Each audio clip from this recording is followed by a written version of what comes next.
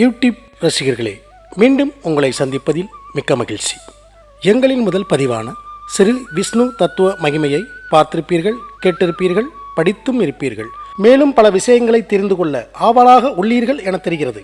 அதற்கேற்றவாறு இரண்டாவது பதிவாக 8 எழுத்து மந்திரமாக உள்ள ஓம் நமோ நாராயணாய பற்றி ஒரு விளக்கம். இதோ அதை பற்றி விளக்குகிறார் யமனேஸ்வரம் ஸ்ரீமான் நாகநாத ஐயங்கார் அவர்கள். வாருங்கள், அவர்களின் பதிவு விளக்கத்தை அனைவரும் கேட்போம். ஓம் நமோ நாராயணாய. 8 எழுத்தில் ஓர் இனிய மந்திரம்.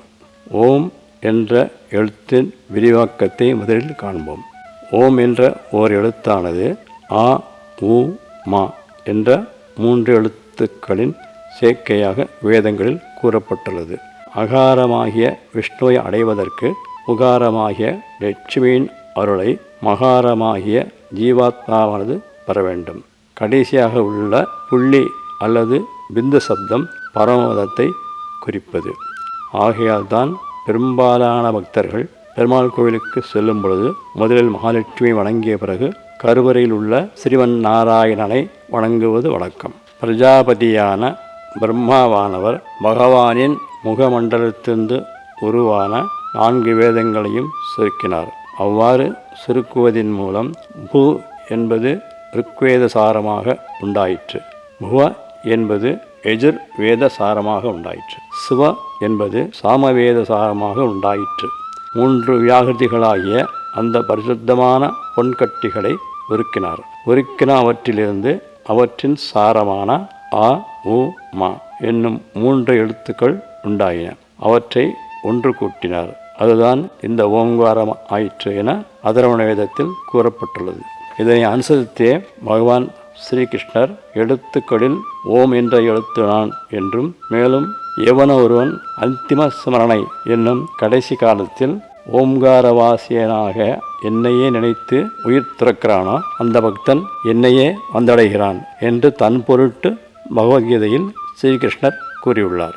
அடுத்து நமோ என்பதனால் நமஸ்கரிக்கிறேன் என்று பொருள். மேலும் அடியனது சரீரத்தில் உள்ள உனது உடைமையாகிய மா என்ற ஜீவாத்மாவாகிய ஆத்ம ஒளியை மோட்ச பிராப்தியை விரும்பி உன்னையே சரண் அடைவதன் மூலம் உன்னிடமே சமர்ப்பிக்கிறேன் என்றும் பொருள் கொள்ளலாம்.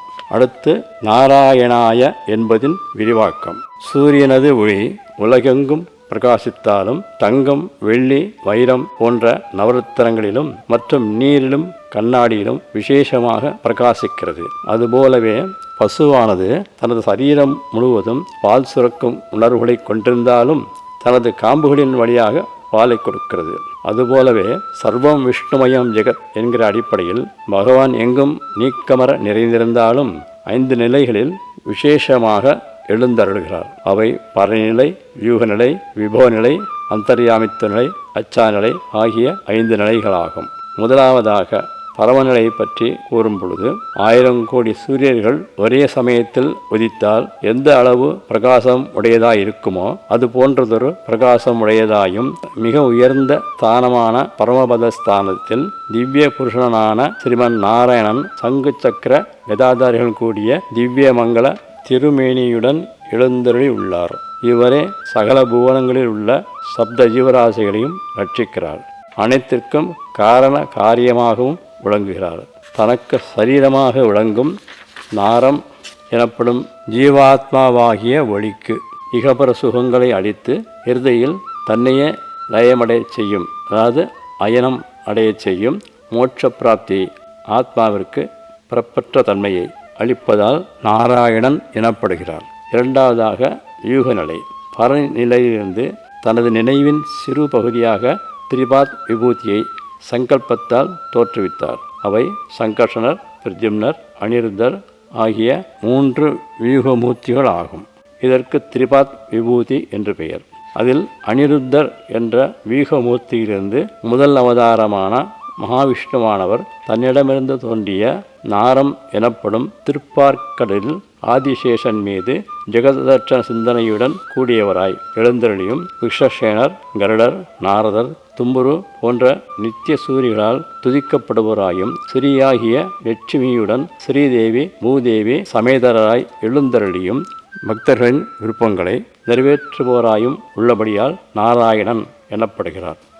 அதாவது பார்க்கடலில் பள்ளி கொண்டுள்ள நாராயணன் என்பது பொருள். மூன்றாவதாக விபவநிலை. திருப்பார்கடலில் எழுந்தருள்ள மகாவிஷ்ணுவானவர் அநேக கோடி பிரம்மாண்டங்களை கொண்டுள்ள மூலப்பிரகிருதியை தனக்கு சரீரமாக தோற்றுவித்து அதில் ஒரு பிரம்மாண்ட வித்து மூல பிரகிருதியிலிருந்து வெளிப்பட்டு அது மூவேல் உலகங்களாக விரிந்துள்ளது.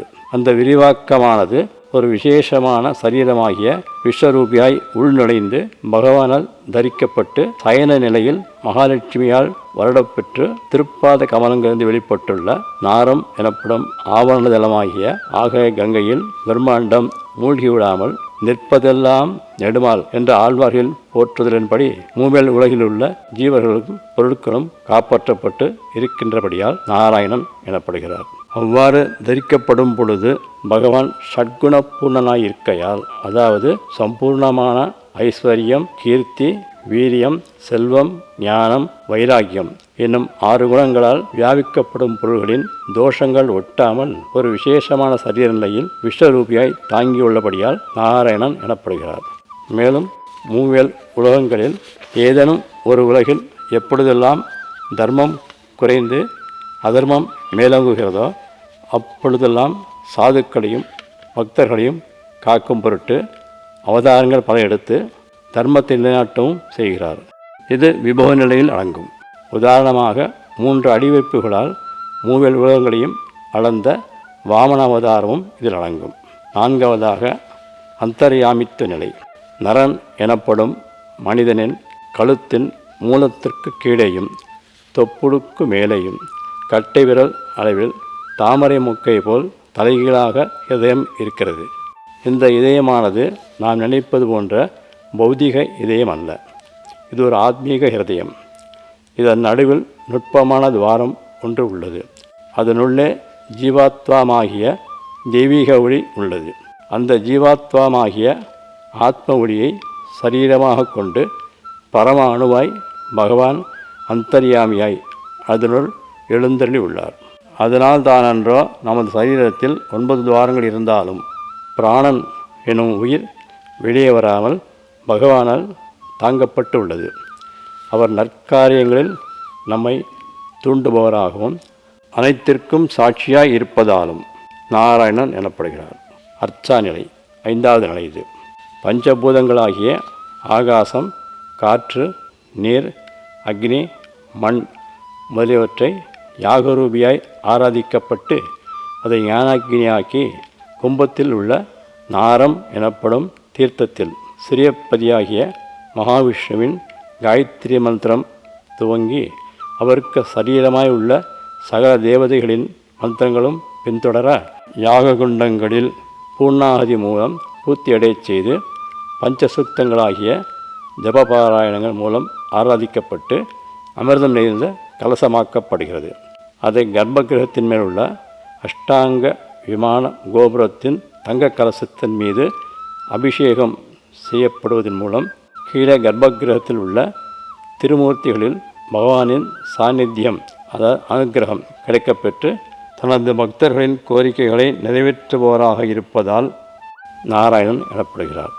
பரமபத ஸ்தானத்தை அடைந்து பகவானிடம் ஐக்கியமாக விரும்பும், அதாவது மோட்சத்தை அடையும் விரும்பும் ஒரு பக்தனுக்கு இது ஒரு ஆரம்ப நிலையாக வேதங்களில் கூறப்படுகிறது. இவ்வாறு ஸ்ரீமன் நாராயணனை குறிக்கும் அஷ்டாட்சர மந்திரமான ஓம் நமோ நாராயணாய என்பதின் விரிவாக்கம் வேதங்களில் கூறப்பட்டுள்ளது. இவற்றை அறிந்து ஒரு பக்தன் அஷ்டாட்சர மந்திரத்தை கூறி தியானம் ஜெபம் செய்வதன் மூலமாக இகபர சுகங்களுடன் தர்ம அர்த்த காம மோட்சமாகிய 4 புருஷார்த்தங்களை பெற்று உயர்கதியை அடைவதன் பொருட்டு எம்பெருமானை போற்றுவோமாக. ஸ்ரீ கிருஷ்ணார்ப்பணம்.